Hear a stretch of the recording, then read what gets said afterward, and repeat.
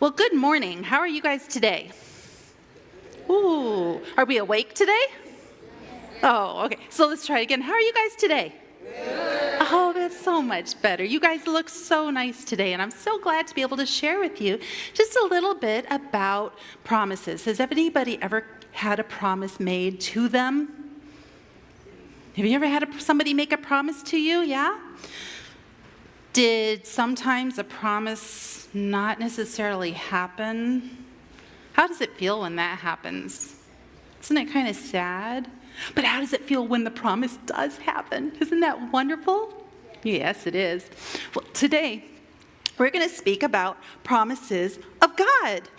Now, do you think those promises are always going to be kept? Yeah, they will. So we can believe God's promises. And our verse today was, "Know therefore that the Lord your God is God. He's the faithful God. He keeps his covenant," which is a promise, "to 1,000 generations of those who love him and keep his commandments." So we're going to talk about how God keeps his promises to us. Now, there are some ways that we can find out about God's promises. What book do you see up there?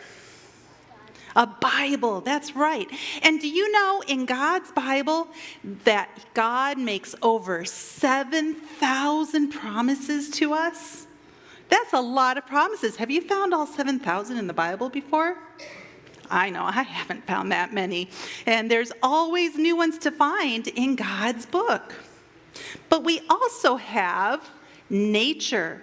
Now, it's called God's second book because nature's like God's giant storybook. It's filled with reminders of his love to us and his power, from the way the sun comes up each morning to the patterns on the butterflies. Everything in nature points to God. Doesn't that make sense? If God made all of nature, everything is going to point to him. God is strong and kind, and he always keeps his promises. And today, we're going to talk about how God's promises are shown both in nature and through the Bible stories. We're going to see how the Bible and nature can teach us to trust in God. Oh, does anybody know what Bible story this one is based on? What do you think? Anybody know? What do you think? Yes, it's in the Bible. You're absolutely right. Do you know who this story was about in the Bible?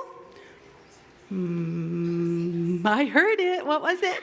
Moses. That's right. Moses lived in the wilderness. He'd had a rough life. How did Moses start his life? When he was a young man, after he was born, and he moved to someplace pretty grand. Where did Moses move? Where did he move? Did he move to a palace? He moved to a palace, and he was one of the princes in Egypt. Do you think that was a pretty good life to be a prince in Egypt? Yes, it was. But did the Egyptians believe in God? No, and Moses did. So Moses moved out of the palace into the wilderness of all places. Do you think that was an easy life for him? No, it wasn't an easy life for him, because in the wilderness, they didn't have all of the comforts that a palace had. But Moses still trusted God. And one day while he was out watching his sheep, he saw something amazing. He saw a bush.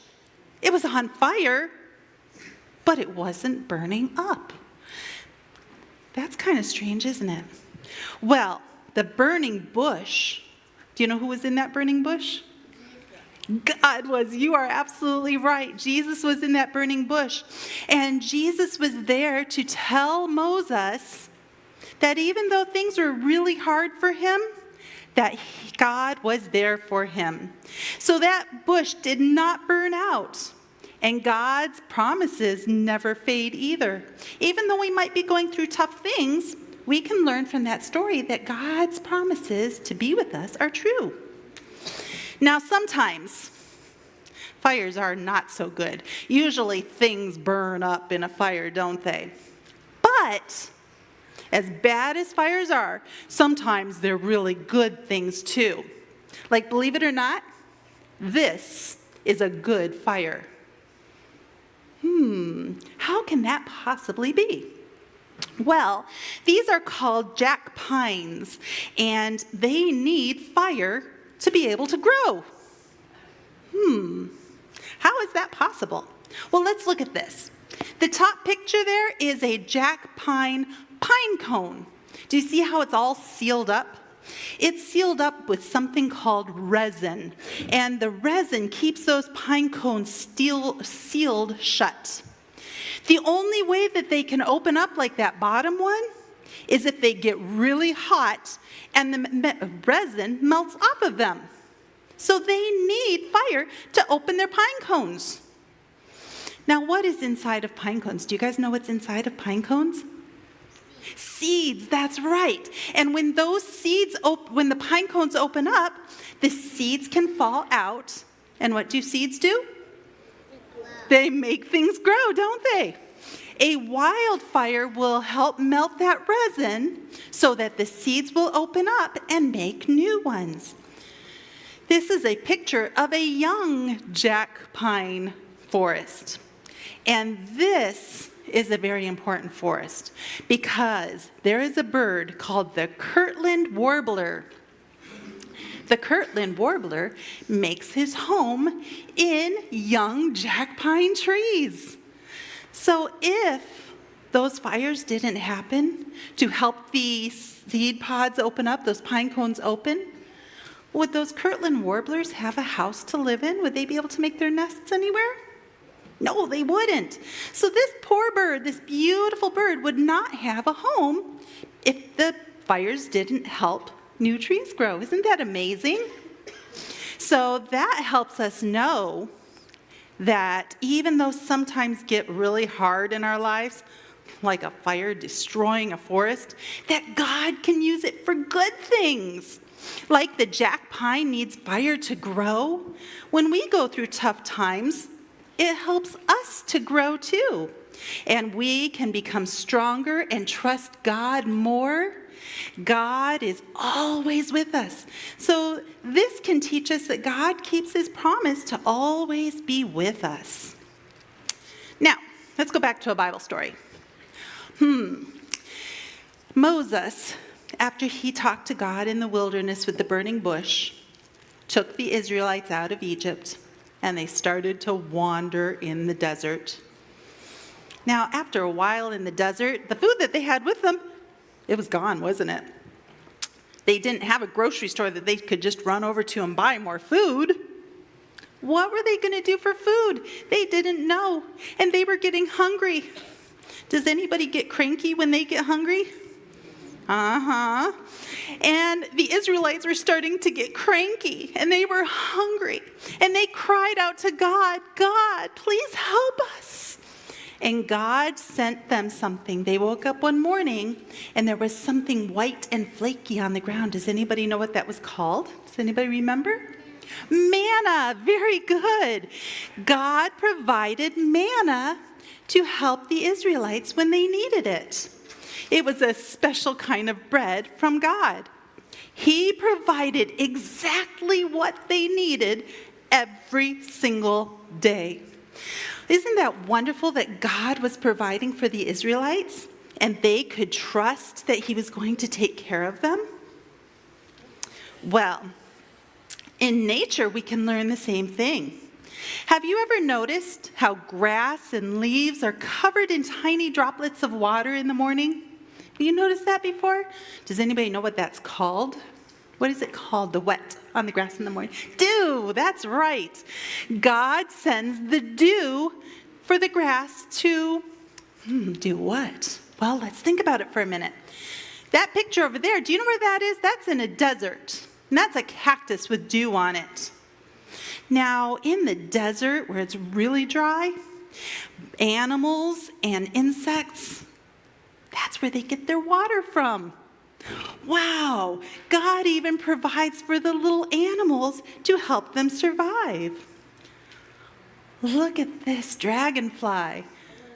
Do you think he's getting his need of water taken care of? Isn't that beautiful? So just like the dew appears every morning, God provides for us daily too. Even when we don't notice it right away, God is providing for us. Oh, there's another one. That bee is getting his drink of water too, isn't he? So God promises that he will take care of all of our needs. Even nature shows us if God is going to take care of the little insects, do you think he's going to take care of us too? Yes, God keeps his promise to take care of us. All right, well, what about this Bible story? Oh, it looks like we're still with the children of Israel. Where were they wandering? In the desert, weren't they? And in the desert, it was dry. And they had the manna to help them survive. But do you think they were enjoying it very much? No, they weren't. But God didn't leave them alone. He said, I'm going to take care of you. One day soon, I'm going to take you to the promised land. And the promised land will have, there we go, so much good fruit and vegetables and all kinds of wonderful things to eat. So after all those years of traveling, God finally led the Israelites into the promised land, a place full of plenty of good to eat. But do you know how long they were in the wilderness before they got to the promised land? Does anybody know? 40 years. They were in the promised land for 40 years. Is that a long time? Yeah, 40 years is quite a while. And it took them that long to get there. God kept them in the wilderness for 40 years. So did they have to wait a really long time to get to the promised land?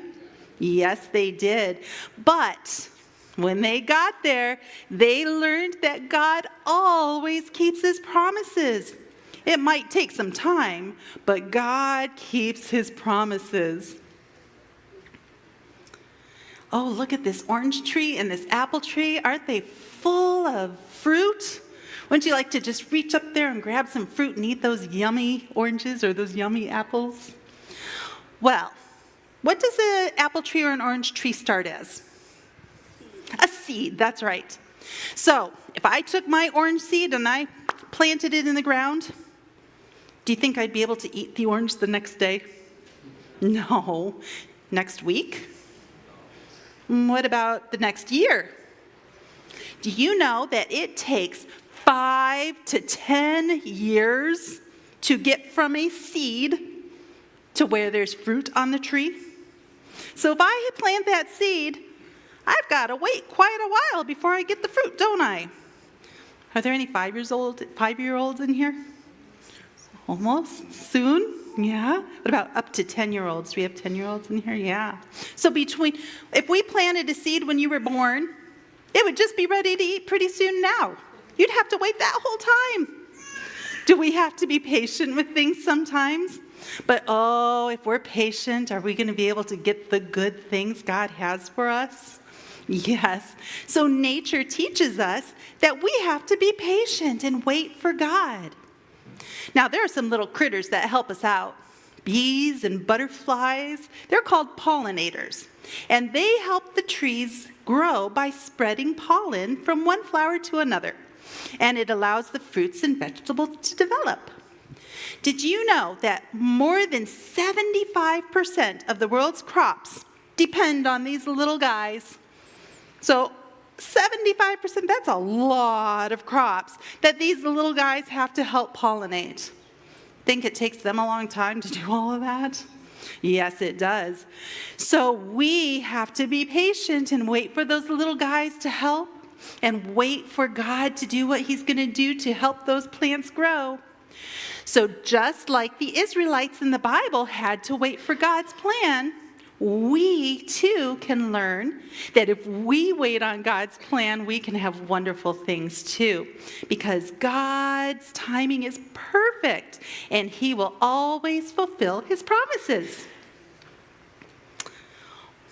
Oh, now there's a Bible story with a promise we all know. What Bible story do you think this goes with?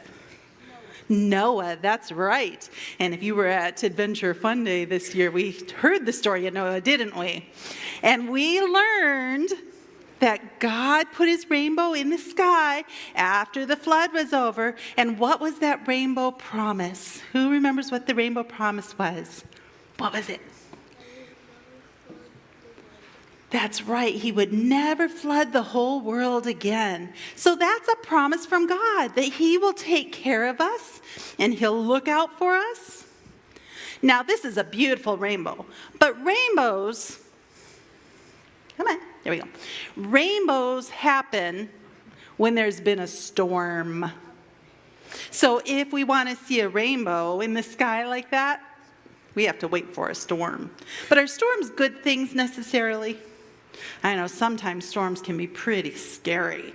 I know in our area, I don't know how bad you guys got hit down here, but in our area, the storm sent a bunch of the kids to the basements overnight because there were tornado in the area. It was pretty scary for those kids. But did they survive the storm? Yes, they did, because God was taking care of them. So even though there are scary things that happen in our lives, we know that God will take care of us. Now, this is really cool. This is why you have to have a storm. Have you guys ever heard of refraction? That's a pretty big word, refraction. Refraction is just a fancy way of saying bending, okay? So we see the white light there. It goes into a water drop, and it bounces off the back side and comes out the other side. It's refraction is what that fancy word is. And when water sends that light out, did you know that the colors of light move at different speeds? The different colors move at different speeds. So when it comes out, it spreads out those colors and comes out as a beautiful rainbow for us. Isn't that neat? So God knew how beautiful rainbows were, and he knew that we needed water to help refract them. So God says, even though there are going to be storms in our life, that he will take care of us. Rainbows often show up after a storm, just like God's promises show up when we most need them. When we are in trouble. Have you guys ever learned a memory verse?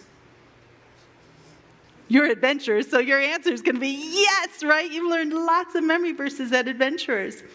Well, when we have troubles in our lives, those memory verses that we learn come to our minds and help us to remember that God always takes care of us and keeps his promises for us. A rainbow is a beautiful sign to remember how God keeps his promises. Does anybody remember how many promises were in the Bible from God? How many I said at the beginning? What? How many? Yes, more than 7,000 promises. So God says when you see his rainbow in the sky, that you can remember that God's promises are true and that he will always take care of us. Remember our verse, know therefore that the Lord your God is God. He is the faithful God. Means he's always going to be there for us. And he keeps his covenant, his promise of love to 1,000 generations. Do you think that's a lot of people? Yes, it is. 1,000 generations is everybody.